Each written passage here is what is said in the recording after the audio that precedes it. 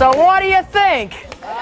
Folks, we are old paddle. Some of you may remember this. Some of you might have felt one every once in a while. We are talking today about the problems that some schools and some kids are having with each other, and parents stuck in the middle, educators stuck in the middle, all of us stuck in the middle, wondering, are our kids and our schools in chaos? We just met Katrina and her mom, Loretta. Katrina was suspended for supposedly using her braids and her hair as a weapon. That's what the school said, and Mom got all upset about that and still upset about it. You know, just before we went to break, I let you know what the Brown Elementary School principal said about that. She said it is not a racist issue, as you think it is. What do you say back to the principal who says, come on, this is not about race, it's about disciplining your child, and they should be following the school rules? What do you say to her? I think he's in denial. In denial. Well, our next guest says that moms, maybe like Loretta, may be in denial. He says that dress codes and hair codes should be mandatory. And he says that teachers should hand out more discipline and not less discipline. This is Mickey Conroy, everybody. He's a retired California legislator from Santa Ana. And he says this will help you make a point. You believe in this paddle, Mickey. Come on. Well, let me phrase it this way. What I was after was corporal punishment. In California in 1986, we had a gentleman who's now a congressman passed a law that mandated that corporal punishment would no longer be tolerated in California schools. But he didn't realize what he was doing. And this would get to Katrina and the rest of the folks if you fully understood what corporal punishment really was. So what is it? Well, the Supreme Court in Wright versus Florida stated very clearly that corporal punishment was legal in school, was constitutional in school. But it's the only place that I can find it written what corporal punishment really is. And it's the moderate use of force, which is a paddle, or the touching of a teacher to enforce school discipline and school rules. And when you mandated no corporal punishment, you removed the paddle, but you also removed the right of the teacher to be able to do hugs, not drugs. Well, I defy you to hug a kid today in school.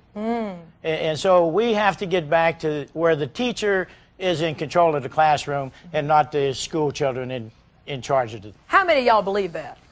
Because a lot of folks were clapping when I said, bring back the old paddle, Mickey says, and a lot of people in here started clapping. Let me hear with a clap of hands how many people believe in using this paddle when kids start getting disrupting class. Can I hear you? Oh, now nobody wants to confess. Wait, what do you say, sir? What do you say? Come on, stand up for me. What do you think here? Stand up, please. Now, I'm old. I came up in the 50s. There was no school that didn't have a paddle. That's and when right. you messed up, you went to the principal's office, and everybody knew it. We were afraid of the principal, and some teachers we were afraid of. And all according to what you did, you would either get 2 swats, 3 swats, or 5 swats. And everybody knew it, and everybody was used to it. Even the paddle had a name back then. That's then. right, and he had little holes in them where the air would suck in, and you knew not to do it again. I went there 3 times. And you didn't go back? I didn't go back again. Loretta, what do you say? Rolonda, I agree with the paddle. I agree with that. However, I think if we're going to bring the paddle back, we need to bring the love and the hugs back too. Because there's a lot of teachers out there teaching that are angry and bringing a lot of other things into the classroom that doesn't need to be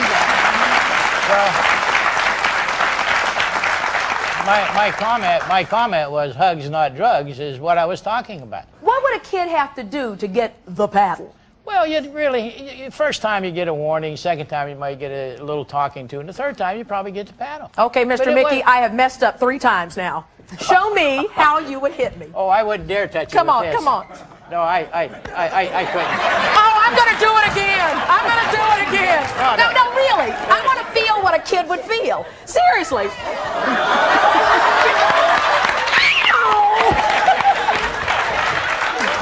I wouldn't do it again. I wouldn't do it again.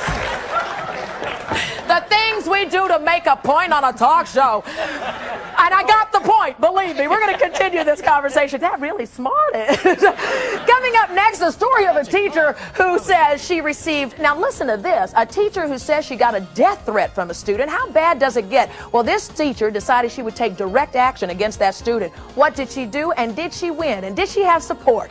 We're going to find out next. Ow! Look at that.